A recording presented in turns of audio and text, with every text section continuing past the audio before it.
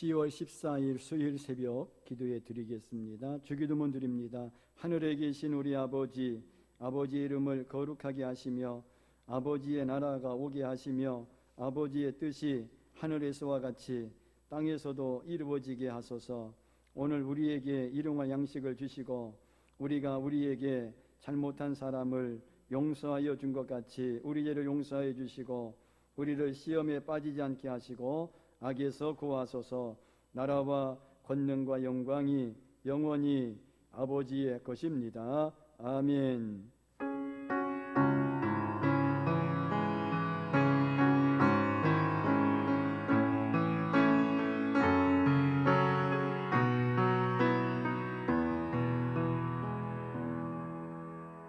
찬송가 582장.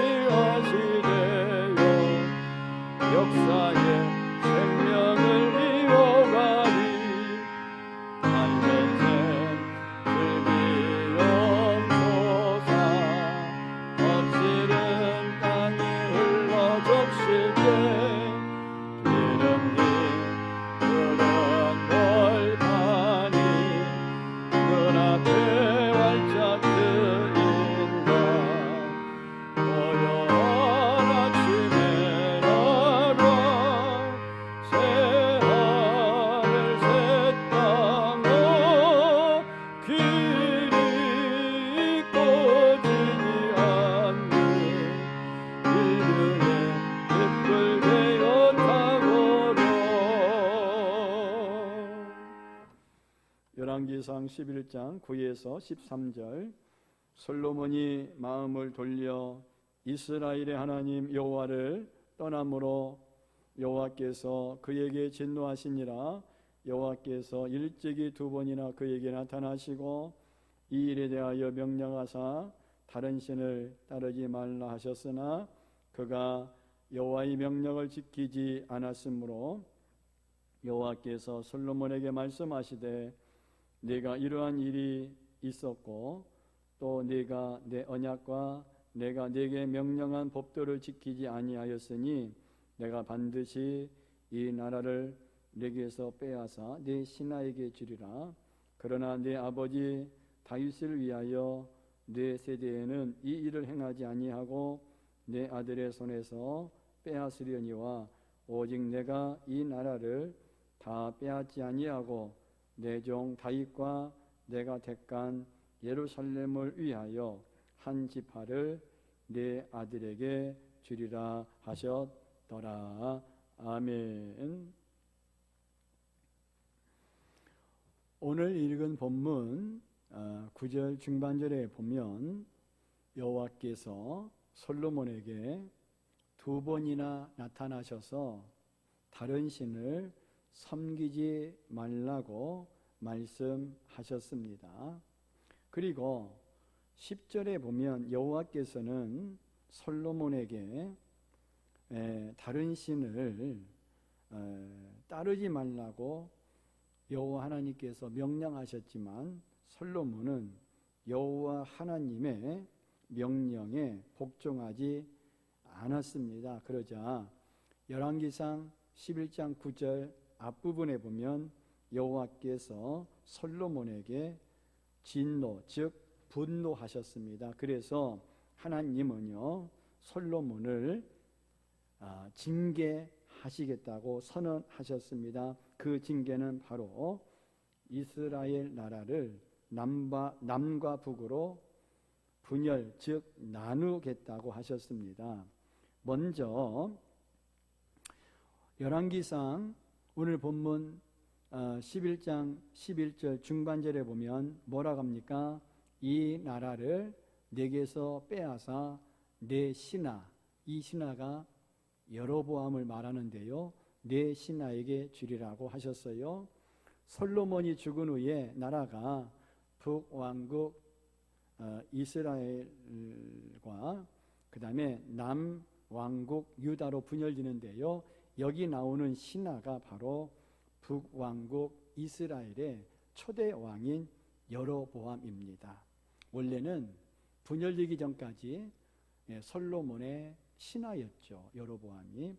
그리고 열왕기상 11장 13절에 보면 한 지파만 주시겠다고 말씀하십니다.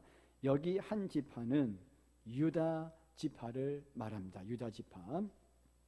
13절 보실까요? 오직 내가 이 나라를 다 빼앗지 아니하고 내 종 다윗과 내가 택한 예루살렘을 위하여 한 지파, 바로 유다 지파를 말합니다. 그 유다 지파를 내 아들에게 주리라. 여기 아들은 이제 솔로몬의 아들인, 그래서 장차 남왕국의 첫 번째 왕인 르호보암을 말하지요. 거기 화면에 보면은 남북 왕국의 분열 시대 지도가 나올 것입니다. 지도를 보세요. 여기 남북 왕국의 분열 시대 지도를 보면은요, 아랫부분인 연두색 부분이 바로 남유다 왕국의 유다 지파이고요, 윗부분인 주황색 부분이 북왕국 이스라엘을 말하거든요. 이렇게 남북으로 이제 솔로몬 왕이 죽은 후에 이제 아들 르호보암 시대 때가 되면은 이렇게 분열될 것으로 이렇게 하나님이 징계하시겠다는 거예요. 이것은 이렇게 나라가 두 왕국으로 분열된 것은 오늘 본문 열왕기상 11장 11절에 나온 것과 같이 솔로몬 왕이 하나님의 언약과 하나님이 명령한 법도를 지키지 않고 우상을 숭배하였기 때문입니다. 여기서 우리는 이제 역사를 지키고 또 세우시는 분은 다름이 아니라 여호와 하나님이시라는 사실을 발견하게 되어, 다시 말합니다, 나라를 세우고 그리고 세운 그 나라와 그 역사를 지키고 세우시는 분은 여호와 하나님이라는 사실을 발견하게 되는데, 첫째로 역사는요 하나님의 섭리 가운데 있습니다. 하나님은 세계 역사를 섭리하시며 그로 말미암아 하나님의 뜻을 이루어 나가시는 분입니다. 겉으로 드러난 세계 역사는 모두 하나님의 섭리 가운데 있으며 그 역사는 궁극적으로 하나님이 계획하신 바 목적을 이루는 방향으로 진행됩니다. 여기서 하나님의 계획하신 바 목적이란 곧 자기 백성들을 죄 가운데서 구원하사 영원한 생명에 이르게 하는 것과 인간의 죄로 말미암아 혼돈된 모든 만물의 질서를 하나님의 뜻대로 회복하는 것입니다. 이 계획을 가리켜 우리는 하나님의 구속 계획이라고 하고 그것의 진행 과정을 가리켜 구속사라고 말합니다. 이러한 하나님의 구속사는 예수 그리스도의 초림과 십자가에서의 죽으심과 부활로 인해 1차적으로 완성되었습니다. 그리고 궁극적으로 장차 다가올 미래의 새 하늘과 새 땅에서 최고 정점에 달하게 될 것입니다. 그리고 하나님이 구속사의 종결과 함께 구속 계획이 완전히 성취될 것입니다. 결국 세계 역사는 이러한 하나님의 구속사의 진행과 밀접한 연관 속에서 진행되어 가며 또 구속사의 성취와 함께 세계 역사도 그 종결을 고하게 될 것입니다. 두 번째로 역사의 주인은 하나님이십니다. 하나님은 역사의 왕이시며 세계 역사에 대한 절대 주권을 가지고 계십니다. 따라서 하나님이 역사의 주인이시기 때문에 역사는 하나님의 주권하에 진행되는 것이고 또 하나님이 정하신 뚜렷한 방향을 따라 진행되는 것입니다. 그러나 하나님의 이 세계 역사는 어떠한 방식으로 운행하시는지 우리가 정확히 알 수는 없습니다. 그리고 세계 역사 속에서 하나님의 주권의 목적에 대해서도 분명히 이해할 수 없는 경우가 많습니다. 다만 우리는 역사의 주인이신 하나님이 그 역사를 당신의 주권대로 운행하신다는 사실을 분명히 믿을 뿐입니다. 그리고 그것을 믿고 나아가는 것이 곧 우리의 믿음의 핵심인 것입니다. 그러므로 로마서 11장 36절에 이는 만물이 주에게서 나오고 주로 말미암고 주에게로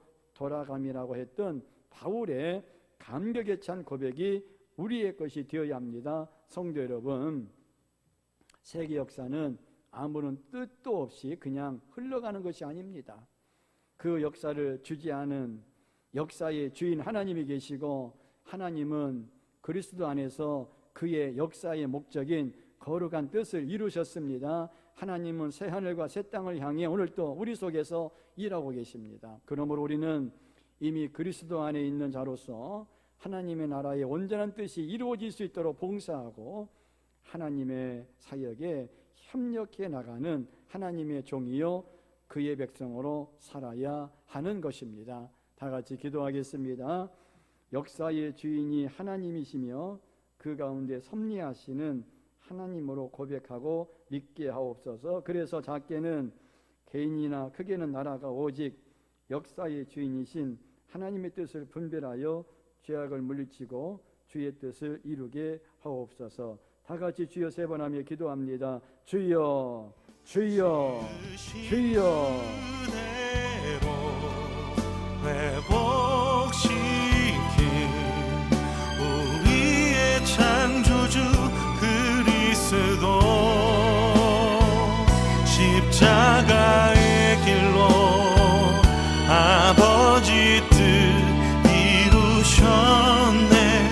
그가 이 땅에 오신 이유 이제 우리에게 맡겨진 그 소망 그 사랑 그 생명 아름답고 눈부신 십자가의 길 우리가 이 땅에 살아갈 이유.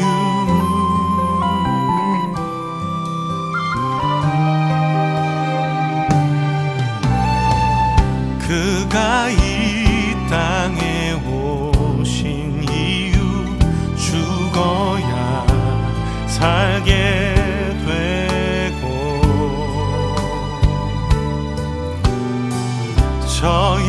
져야만 승리하는 놀랍고 영원한 신비 지으신 그대로 회복시킨 우리의 창조주 그리스도 십자가의 길로 아버지 뜻 이루셨네. 그가 이 땅에 오신 이유